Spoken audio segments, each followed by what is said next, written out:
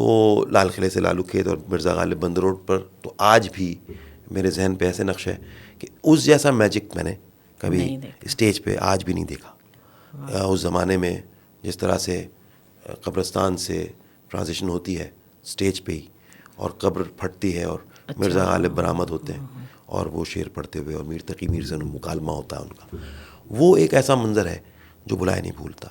اس کے لیے خاص لائٹس منگوائی گئی تھیں, اور وہ لائٹ کو اور ساؤنڈ کو ایسے سنک کیا گیا تھا کہ وہ آپ مبہوت ہو کر رہ جاتے تھے.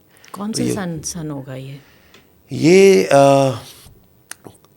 شروع میں قائد صاحب کی وفات سے پہلے کا تو مجھے اتنا یاد نہیں ہے کیونکہ بہت چھوٹا تھا, لیکن ان کے وفات کے بعد جو کھیل کھیلے گئے اس کا مجھے یاد ہے.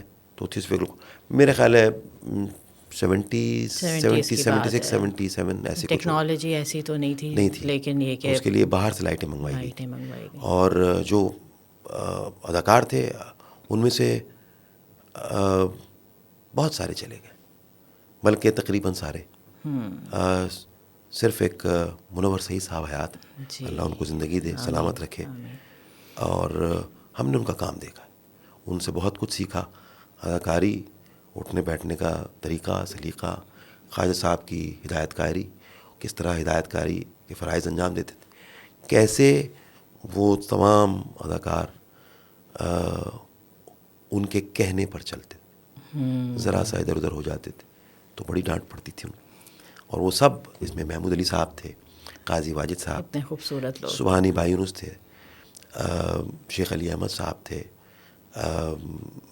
منور سعید صاحب تھے, اور فاروق احمد خان صاحب تھے.